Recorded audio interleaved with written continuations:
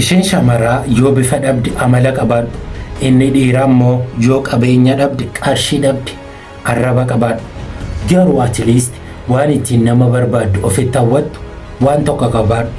Ta'uu baannaan hin ta'u. Kan akkasumatti si jaallatu waaqa malee nama miti. Nama akkasi barbaaduuf kwaalitii wayii qabaachuun kee dirqama. Tasuma ilmi namaa sababa malee si jaallatu. Namni dhugaan si jaallatu sababa malee si jaallata jechuu osoo hin taane yoo sababni sun bade si gateen deemuu jechuudha. Dhiira ta'ee shamara bareedduu namni jibbu hin jiru.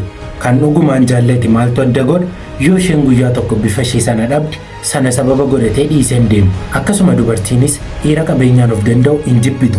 Garuu kan dhugaan si jaallatte yoo guyyaa tokko jireenya keessa qabeenya keessana dhabdes sanaaf jettee si gattee hin deemtu. Jaalalli dhugaan akkasi malee namni jaalala dhugaa jaallatu iji isaa jaamaadha. Hoomaan arguu waan tokko sirraan barbaadu kwaalitii qabaachuun sirraan eegamu jechuu miti. Namni dirqama uumamaan si argachuudhaaf si barbaaduudhaaf iyyuu waan wayii sirratti arguu qaba. Namni lafumaa kee gara kee dhufu akka gara kee dhufuuf at least waan tokko of harkaa qabaachuu qabda. Waan akka inni gara kee dhufu gochuu danda'u jechuudha. Lafti iyyuu yoo sanyii laatteef midhaan siif laata. Namootaaf wanta laattu hin qabdu yoo ta'e namoota irraa tasumaa wanta argattu hin qabdu. Addunyaan kennanii fudhachuudha. Waan wayii namootaaf laattee dudda deebii immoo waan wayii isaan irraa argatta. Bifa kee ta'uu danda'a, amala kee, yeroo kee maaliyyuu haa ta'u dhugumatti argachuun barbaadde yoo ta'e waan isaan argachuu barbaadan namootaaf kenni. Dhabdee yoo dhabde waan tokko hin dhabiin. Waan ittiin gara jireenya keetiitti isaan hawwattu waan isaaniif laachuu dandeessu waan tokko harkaa qabaadhu.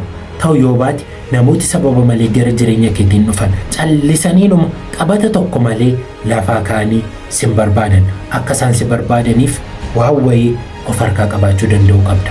Kanniisi abaaboo akka barbaaduuf abaaboon sun miidhagaa ta'u foolii gaarii qabaachuu qaba. Ulaagaa isaan sirraa barbaadantu garaagara ta'a malee ilma namaa ta'ee kan ulaagaa malee si barbaadu tokkoyyuu hin jiru.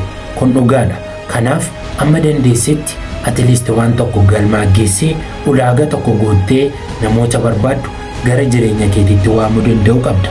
Kana yoo hin taane bakkuma duwwaatti nama homaa tokkoof harka hin qabne taatee yoo isaaniin namooti jireenya keetti goran galagalanii ijuu sin ilaalan.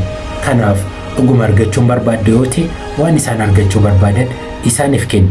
At least xiqqaatu guddatu waa harka qabaadhu, bifa qabaadhu, amala qabaadhu yookaan qabeenya qabaadhu, ga'umsa qabaadhu. Waan ittiin nama barbaaddu ofitti hawwattu waan tokko harkaatiin dhabin.